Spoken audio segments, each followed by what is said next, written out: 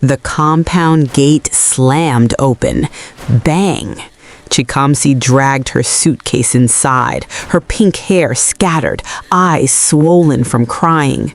Her mother rushed out of the house in panic. "Chikamsi, why are you home? What happened?" Chikamsi dropped the suitcase. Thud. Her voice exploded. "Why are you acting surprised? Isn't this what you wanted?" Her mother froze. "What are you saying?" Chikamsi stepped closer, shaking with anger. "All my life, you compared me to her. Amara is first. Amara is better. Why can't you be like Amara?" Her mother's lips trembled. "I was pushing you to succeed." "No," Chikamsi snapped. "You were pushing me to hate her." Silence filled the compound. Even the birds seemed to pause. Her mother finally whispered, "Why are you home, Chikamsi?" That was when the words dropped, cold, heavy, final. "I was expelled." Her mother staggered back as if slapped. "Expelled from university?" Tears rolled down her cheeks. "God, what have I done?" But Chikamsi didn't cry again. Her face slowly changed. The sadness hardened. Her eyes darkened. Then she turned slightly. Her voice dropped into a calm, chilling tone. "They think I lost. They think my story ended in that school. But some people don't lose. They reload. If Amara can rise because I fell, then I will make sure her happiness does not last." Her mother called her name in fear, but Chikamsi just smiled faintly, a smile without warmth, a smile that felt like a warning. And that was when the story truly began. Welcome back to African Tales by Nathan. If you are seeing part 2 of this story first, don't worry, part 1 will pop up on your screen at the end. So make sure you watch till the end, then check out part 1 to see how everything started and how a beautiful friendship slowly turned into bitterness and jealousy. If you enjoy stories like this, please like, share, and subscribe. Your support truly helps this channel grow. Now let's continue. 3 weeks later, the same compound that heard Chikamsi's shame heard drums of joy. Amara had returned home. Her mother ran out barefoot, wrapper half-tied, screaming, "My daughter is back! My graduate is back!" Neighbors rushed out. "A graduate has entered this compound!" she shouted proudly. She hugged Amara tightly. "My daughter finished with honors, and she got a scholarship for her master's abroad." Women clapped. Children danced. Someone started singing. It was pure joy. No mockery, no pride, just happiness. But from the other side of the compound, a curtain moved. Chikamsi watched quietly. Her jaw tightened. Her mother stood behind her, uneasy. Each cheer from Amara's mother felt like salt on a wound. Yet Chikamsi suddenly said softly, "Let me go greet her." Her mother looked surprised. "Now?" "Yes," she replied calmly. Chikamsi walked into the celebration with slow steps. People went quiet. Some whispered, but she ignored them and stood before Amara. Her voice sounded small. "Congratulations, Amara." She turned, surprised. Then Chikamsi added, "I'm sorry for everything I did in school." Her eyes even watered. "I was jealous. You didn't deserve it." The compound watched, waiting. Amara studied her face. Then she smiled gently. "Thank you, Chikamsi. I've already moved on." And she hugged her. A real hug, a sincere one.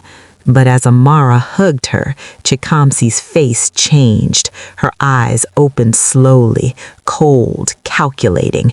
Her lips almost formed a smirk. Then she whispered softly into Amara's ear, "I'm happy for you." But her heart said something else.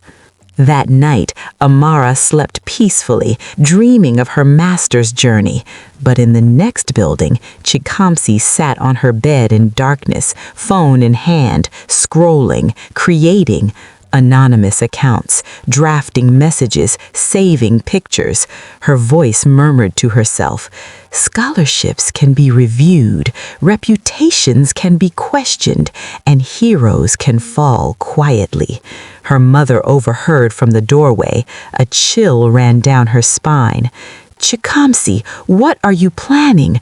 Chikamsi looked up slowly. "Nothing, Mama." She smiled again, that same smile, and outside a dog howled in the distance as if warning someone. But Amara slept on, unaware, trusting, forgiving, not knowing forgiveness sometimes invites danger. Now, the compound slowly returned to normal after the celebration. Morning came with the sound of brooms on the sand, women greeting each other, and small children running around with slippers in their hands. Amara became a new kind of celebrity in that compound. Not the loud type, the quiet type people respect. Mothers started calling their daughters, "Come and greet Amara, see how a good child behaves." Men started telling their sons, "That is the kind of woman you should marry, calm, focused, and responsible." Amara didn't let it enter her head. She greeted everybody the same way. She still fetched water sometimes, still helped her mother wash plates, still smiled like someone who didn't even know she was winning. And that humility was what made her shine even more. Amara's mother didn't waste time. Once the scholarship details started coming in, she became a planner. She wrote lists, pinned papers to the wall. She kept saying, "My daughter will not miss anything. This opportunity will not pass us." One day, she went to meet the neighbor who had a passport photo studio. Another day, she went to market and started buying things slowly. A new suitcase, a warm sweater because abroad is cold, shoes, clothes, foodstuffs, small travel items she didn't even fully understand. The compound could feel the movement of progress. And slowly, Chikamsi started appearing around Amara's house more often. Not loud, not proud, not rude. She came like someone who had changed, like someone who was trying to rebuild. She would greet Amara's mother respectfully. "Good afternoon, ma." She would even help sometimes, carry small basin, hold nylon, pick pepper. Amara's mother liked it. She told Amara one day, "See, at least she has sense now. Maybe what happened humbled her." Amara smiled. "She apologized, Mommy. I want peace." And Chikamsi, who was sitting on a small stool outside her house, smiled slowly like an innocent girl. But her eyes were always doing something else. Always counting, always watching, always storing information. One evening, Amara suggested something simple. "Chikamsi, come, let's take a walk. The compound is hot." Chikamsi agreed quickly. They walked out to the roadside. They bought groundnuts and sachet water. They sat on a low bench near a shop and talked. Chikamsi laughed at old memories. "Remember when we used to run from rain like mad people?" Amara laughed too. "Yes, and you always used to drag me like I'm your sister." Chikamsi smiled. That smile looked real, almost too real. Then she leaned closer. "Amara, please forgive me completely. I don't want to carry this guilt." Amara touched her hand gently. "I forgive you, fully." Chikamsi breathed out like someone relieved.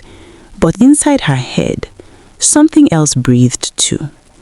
A quiet voice that said, "Good, now you're relaxed."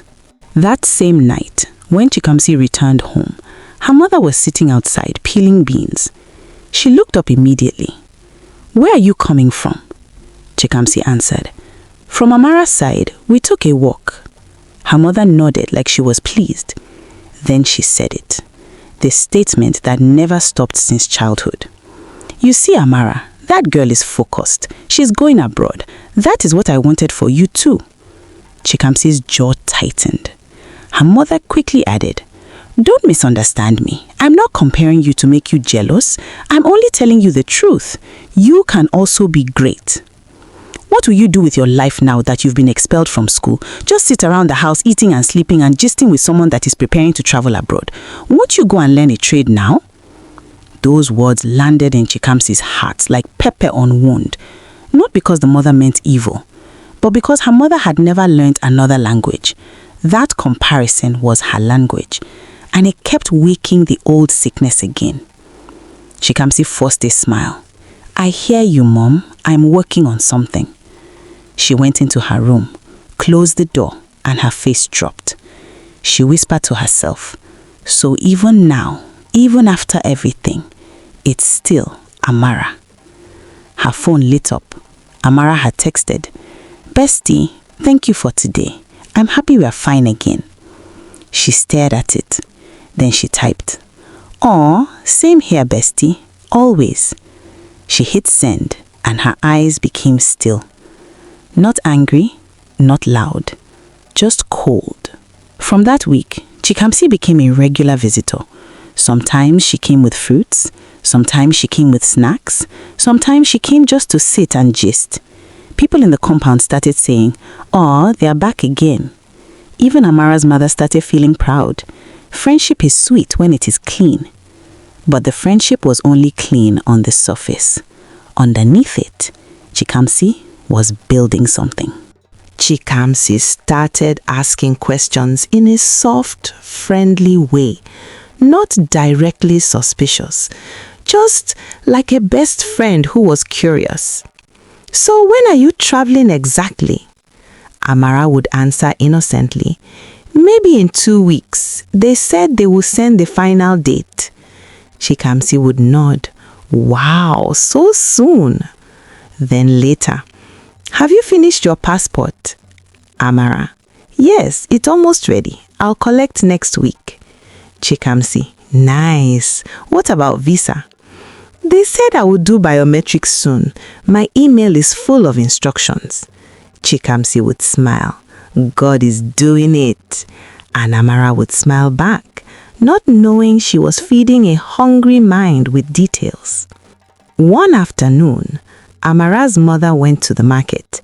Amara was alone in the sitting room, sorting documents. Chikamsi came in quietly. She greeted, sat down. Then she stood up like someone who wanted water. Let me drink water small. Amara pointed to the kitchen. But while Chikamsi entered the kitchen, she passed near the table and her eyes caught the open folder. It had printed scholarship emails, names, reference numbers, a date, a contact email. She didn't touch it long, just 2 seconds, just enough to memorize. Then she returned. Ah, you people have cold water. Amara laughed. It's my mom now. She likes having cold water in the fridge. Chikamsi smiled, but in her mind, she was already composing messages. Later that night in Chikamsi's house, her mother was talking again. This scholarship your mate got, do you know what it means? Chikamsi stayed quiet. Her mother continued, Me, I don't want you to hate her. I want you to learn. When you see good, copy it. Chikamsi nodded slowly. But the more her mother spoke like that, the more Chikamsi felt like life was insulting her, because it sounded like Amara is the standard, you are the failure. And that thought made her chest burn. Chikamsi stood up abruptly. I'm tired. I'm going to sleep. Her mother sighed. Why are you always emotional? I'm trying for you. Chikamsi, go and learn a trade. Chikamsi didn't answer. She entered her room, locked the door, then she opened her laptop. Chikamsi didn't want noise. She didn't want drama. She wanted a clean destruction. She created an anonymous email. She used the scholarship board details she had seen. She copied phrases from Amara's old emails. She typed in a way that sounded like Amara but slightly wrong. Then she sent the message, a fake reply that looked official. Then she created another email pretending to be Amara. She sent a message that made it look like Amara was careless, inconsistent, and not serious. Not insulting, not vulgar, just enough to create doubt. The kind of doubt that makes an office pause and reconsider. And because scholarship boards are strict, even small doubt can delay big blessings. The last week before traveling, Amara became busy. She was doing medicals, collecting passport, printing documents. She would come home tired.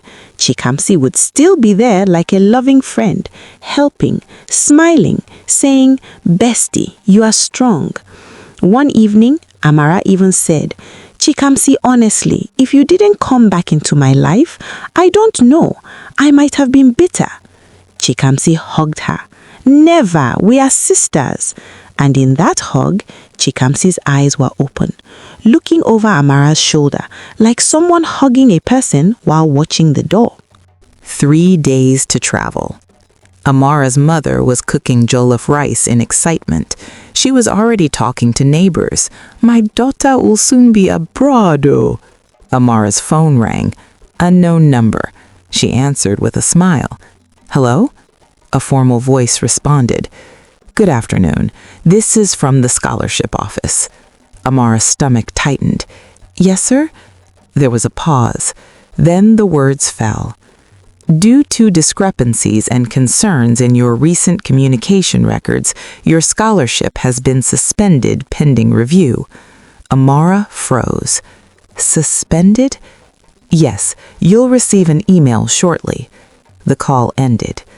Amara slowly lowered the phone. Her eyes became blank, like someone who just watched their future fall. Her mother noticed immediately. "What happened?" Amara's lips shook. "Mummy, they said they suspended it." The pot of jollof rice on the fire started burning, but nobody moved because something bigger was boiling now. Amara sank to the floor, not screaming, not shouting, just crying quietly like someone whose heart was confused. Her mother held her head. "God forbid, this is not your portion." And on the other side of the compound, Chikamsi heard the cries. She didn't smile, she didn't laugh, she just sat down on her bed and exhaled like a person who finally slept well. That night, Amara didn't sleep. She kept checking her email. When the message finally came, her eyes scanned it fast. It listed communication inconsistencies, identity concerns, and unprofessional responses. Amara read it twice. Then she whispered, "This is not me." Her mother sat beside her. "Do you have proof?" Amara nodded slowly. "I always save my emails. I keep records." Her mother held her hand tightly. "Then we will fight with wisdom." The next day, Amara called Chikamsi. "Bestie, can you come?" Chikamsi arrived looking worried. "What happened?" Amara showed her the email. Chikamsi gasped dramatically. "Jesus, why would they do this?" Amara stared at her. "Chikamsi, I need to ask you something." Chikamsi blinked. "Ask." Amara spoke carefully. "Have you ever used my information for anything?" Chikamsi's face changed slightly. Then she forced tears. "Amara, how can you ask me that? After everything, I apologized. I've changed." Amara sighed. "I'm not accusing you. I'm scared." Chikamsi wiped her eyes. "I swear I don't know anything." And Amara wanted to believe her, because Amara's weakness wasn't foolishness, it was goodness. She still wanted to believe the friend she grew up with could not go that far. But her mother didn't have Amara's soft heart. Her mother began praying like a soldier. Not noise, not drama, just deep, angry prayer. Then she made calls. She spoke to someone who worked in ICT. She spoke to a woman whose sister worked in an office. They started checking, tracing, comparing. Amara printed her real sent emails. They compared them to the questioned ones, and slowly, small differences showed. Tiny differences, not big enough for a careless person to notice, but enough for a careful person to catch. Then one thing became the loudest clue. Some of those emails had been sent at times Amara's phone was off, or at times she was in public, or at times she was at church. Her mother looked at her and said, "Someone is using your identity." Amara swallowed hard. And it's someone close. Chikamsi grew too confident. She used the cyber cafe again. She didn't cover her trail well, and the cafe owner, who recognized her, remembered her because she argued over payment that day. When Amara's mother asked around quietly, a boy in the cafe mentioned, "That pink-hair girl? She came here last week. She was angry." The words "pink hair" landed like thunder. Amara's breathing changed because now the fear had a face. Amara didn't go to fight physically this time. She went legally. She reported identity impersonation, forgery, sabotage. The case moved faster because it involved scholarship fraud. Authorities requested cybercafe logs, IP records, timestamps, and when they placed it beside the days Amara was home, the truth formed itself like a picture. The evidence pointed to Chikamsi. When officers came to the compound, Chikamsi's mother nearly fainted. Chikamsi tried to act confused, tried to cry, tried to pretend, but when they showed her the printed trace and the cafe witness statement, her mouth went dry. She was arrested. The compound shook. People gathered like market.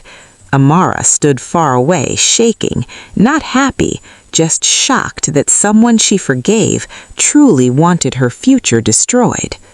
Weeks later, they stood in court. Chikamsi looked smaller now, pink hair still there, but confidence gone.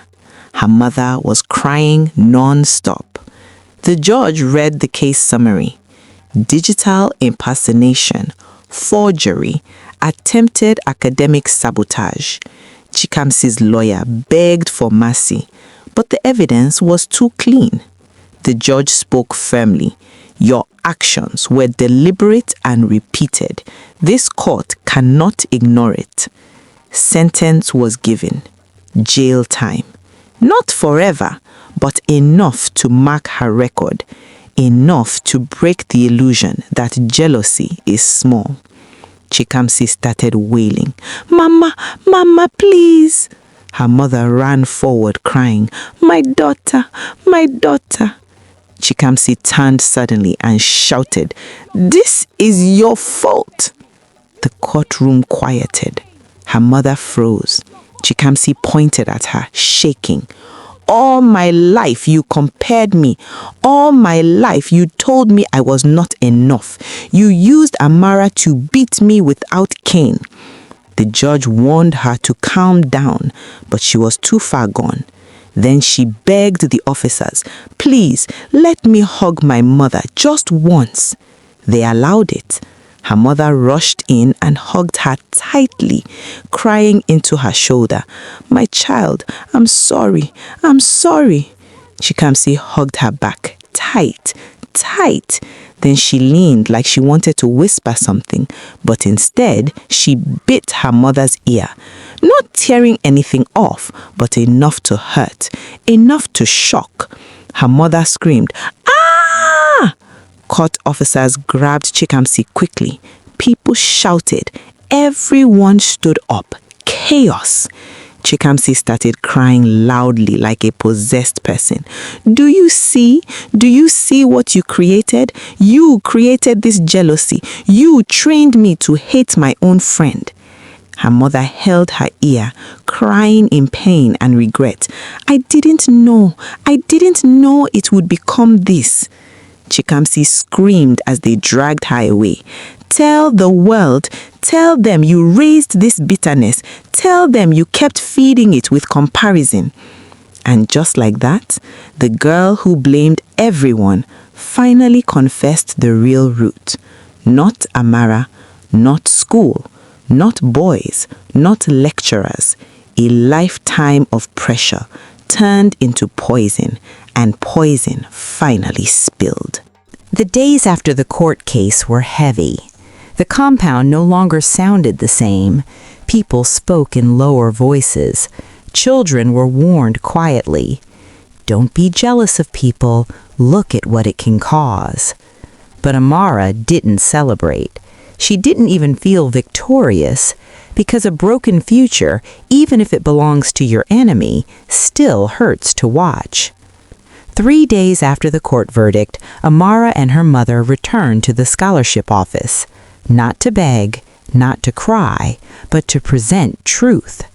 Amara carried printed email logs, police reports, court documentation, cyber investigation results. The officials listened carefully. One woman on the panel finally said, "We rarely see a case this detailed." Amara spoke calmly. "I worked for this. I never played with my future. Someone tried to take it from me, but I refused to give up." Her voice did not shake, because pain had already strengthened her. Waiting again. The next 2 weeks felt like walking on thin rope. Every email notification made her heart jump. Every unknown call made her nervous, but she didn't panic. She studied. She helped her mother. She prayed quietly. One evening, while helping her mother slice vegetables, her phone beeped. She almost ignored it. Then she looked. The sender name made her freeze. Scholarship Board. Her hands became cold. Her mother noticed immediately. "Open it." Amara opened the email slowly. She read once, then again.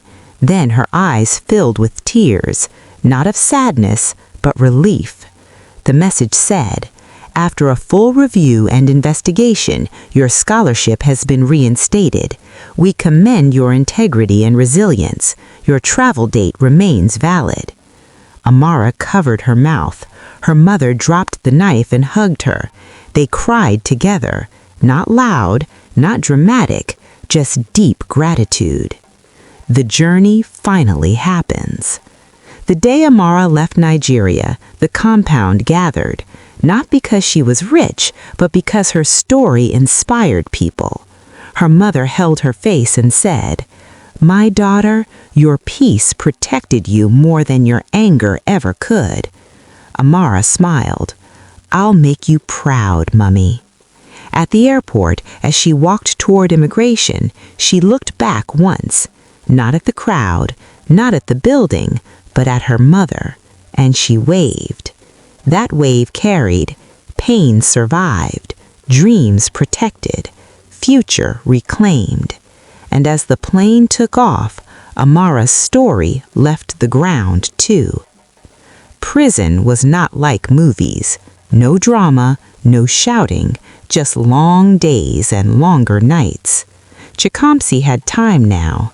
Time to think, time to replay, time to remember every moment she could have chosen differently. The worst part? Not the walls, not the routine, but the silence, because silence forces truth to speak.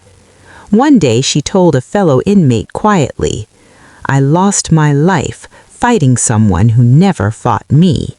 And for the first time, she cried without anger, only regret.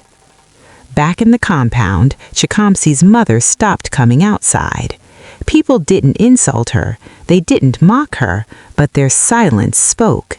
She started hearing whispers. She pressured that girl too much. She compared too much. She planted that bitterness. One early morning, before most neighbors woke, she packed quietly. 2 bags and a small luggage. She told the landlord, "I'm going back to my village," not because the village was better, but because shame was lighter where nobody knew the story. She left without noise, without announcement, without pride, and the compound returned to calm. Moral of the story: jealousy rarely starts as hatred. It often starts as pain, comparison, pressure, feeling not enough. But when that pain is not healed, it turns into silent poison, and poison doesn't only hurt others, it destroys the carrier first. This story teaches, not every successful person stole your spotlight. Someone else's light does not reduce yours. Comparison can raise children, but it can also break them.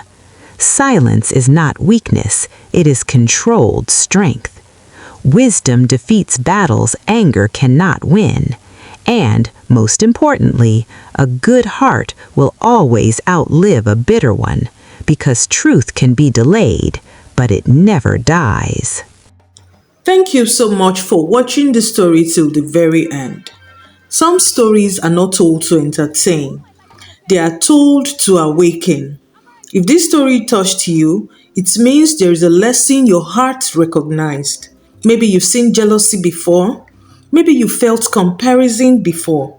Maybe you've been misunderstood before. But remember this, your journey is yours, your pace is yours, your light is yours. If this story moved you even a little, like this video, share it with someone who needs this message. Comment your thoughts below, I read them. Subscribe for more meaningful stories that teach and inspire. And tell me in the comments, where are you watching from? I want to send you a heart. Until next time, stay wise, stay kind, and protect your peace. Bye, guys.